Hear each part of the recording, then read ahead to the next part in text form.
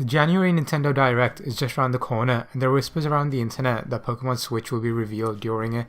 So in case that is true, I just wanted to get out a list of the top 10 plus 3 things I wish to see from the upcoming games. So with no more dilly-dallying, let's just get straight into it.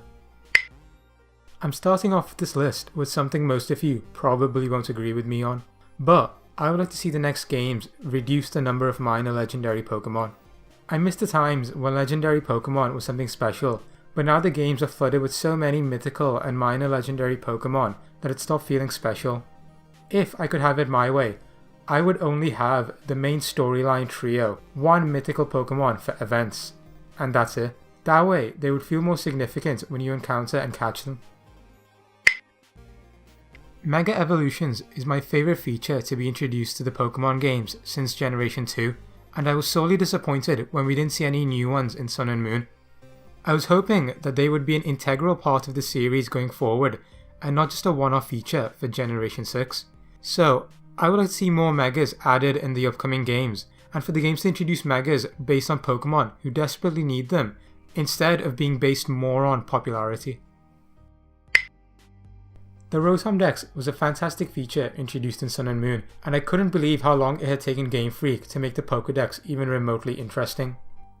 In the original games, it felt like such a big deal when Professor Oak first gave you the Pokédex, but ever since then, it's felt like it's been there just for the sake of being there. And most times when I start a new adventure, I forget that I'm even going to get a Pokédex. But now, I can't imagine the Rotom Dex not being part of my journey, because it is no longer a tool, but a companion. So in the future, I would like to see more dialogue options and better camera features introduced into it. In fact, I will even go as far as saying, implement Pokemon Snap into the Rotom Dex, because Nintendo missed a trick with that one for the Wii U. The Alolan Trials were a breath of fresh air and something the series desperately needed to break the sense of repetitive conventions. But even though I enjoyed the trials, I sort of don't want to see them return again. Reason being that I don't want them to become the new repetitive task you have to do per generation. So I would like to see Game Freak either return to gyms for Generation 8 or introduce a new concept completely. Also, the way the Alolan Trials were built up in the story of Sun and Moon, they were supposed to be a tradition of Alola that no other region has, which is also why they didn't initially have a league. So it would be odd for a new generation to hijack Alola's culture. I'm not going to spend long on this entry. Essentially, everyone in the Pokemon fanbase wants to see the return of Pokemon following you like in Heart Gold and Soul Silver. I haven't met one person who doesn't want this. Oh, and proportion their sizes correctly, I want to see a huge Wailord following my puny character. I expect this will most likely be added because if it isn't, Game Freak are just insane. Let's face it, we all want to ride our Pokemon. Sun and Moon introduced this on a small scale with a pager system, and it worked well. So logically, the next step is to push this further, and let's ride the Pokemon in our party. Now, don't get me wrong, I never want to see HMs reintroduced because I've always disliked them. But you could do it where a Pokemon that can learn to fly gets a pager tag put on them, but they don't forget any moves. The tag itself is the HM and can't be used in battle. Who wouldn't want to fly or swim across the region with a partner you choose? It would immensely add to the bond you have with your party if you're traversing the region with their help. This one is obvious. We all want to feel as though our trainer is the personification of us, and the options we have at the moment of skin colour and sex is not enough. I understand this was due to the limited memory on the 3DS cartridges, but with the Switch entry I'm hoping for a Fallout 4 type character creator. Not much else to say on this one, that's about it. When the series first dove into 3D with X and Y, it brought with it a brilliant upgrade to the battle animations, and they kept getting better. But it does eventually get repetitive when you see your Pokemon do the same animation no matter what move they're using. But once again, understandably, this was due to the limitation of the 3DS hardware and memory. However, the Switch is a completely different beast that fixes this problem. And so, what I would like to see is each Pokemon get its own unique animation every single move it uses. So, a Hydro Pump from a Gyarados would come out of its mouth, whereas Blastoise would shoot it from its cannons. And I would like to see the attacks actually come from the Pokemon's body, instead of appearing in the air above it. Now, I fully grasp that this would be an arduous task, because there are so many Pokemon and so many moves that it would take up a significant amount of development time, but the results would surely be worth it. This might be another controversial entry, and I'm not sure even if I agree with myself 100% on this one. Every generation we get a grass, fire or water starter, and that somewhat determines the difficulty of your adventure. The reveals of new starters and their final forms are also amongst the most exciting things per generation, but I'm suggesting that be scrapped in favour of getting just one new starter Pokemon, and in a similar way to Arceus, it can be any type. You tell the professor what type you want, and they set it to that, after which you can't change it.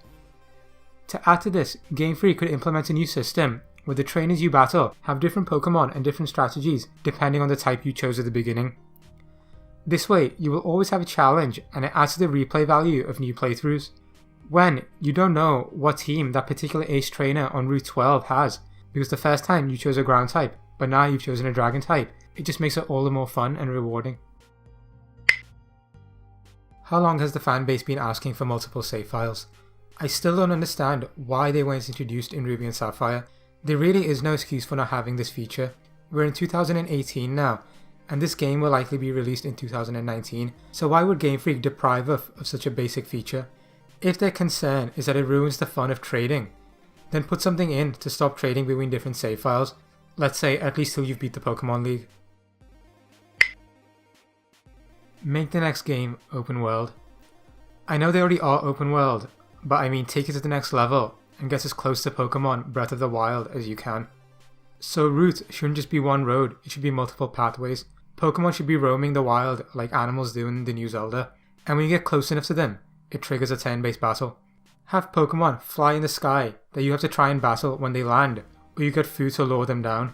Reintroduce diving to the series and let the players go underwater and see the life of water type Pokemons. Even have an underwater gym that you have to find this way. Essentially, take lessons for an open world design from Breath of the Wild and implement that into Pokemon. It may be a radical shift, but both Zelda and Mario reinvented themselves on the Switch, and there is no reason a series as big as Pokemon couldn't or shouldn't do the same. Generation 7 is the first time I noticed mini side quests in the series, especially in Ultra Sun and Ultra Moon. They may have been in there in prior games, but were so insignificant I never realised. But side missions like finding the missing Meowth under the car, or catching a specific Pokemon to show someone for their research, has absolutely nothing to do with becoming Pokemon Champion, and I find that really enjoyable. So, of course, expand on this. Give us way more side missions and activities in the upcoming games, and make them meaningful. For example, let's say a hairdresser in the game has lost their mojo and their passion, so they ask you to catch a specific Pokemon to inspire them. Say one of these Pokemon is a Fennekin. You show it to them and it unlocks a Fennekin haircut for your character. This could also apply to a tailor in the game. That way, you're not just doing a side mission for the sake of having a side mission. You're being rewarded with in-game items and features. The number one entry is unfortunately not something I want added to the series, but something I want less of. A lot less of. With both Gen 6 and 7, I noticed that Game Freak are giving Generation 1 special treatment to a ludicrous degree.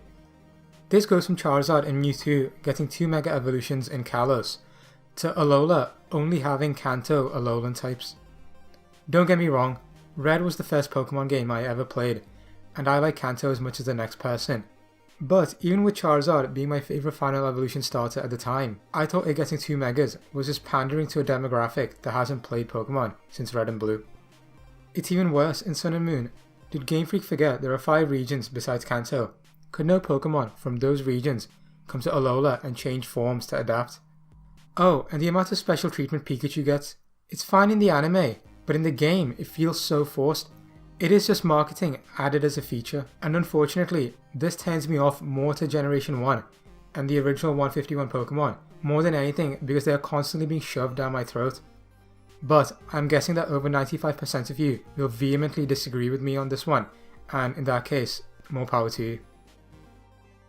So, thank you for watching my list of top 10 plus 3 things I want to see in Pokemon Switch, and feel free to comment with what you want to see from Generation 8. Have a nice day.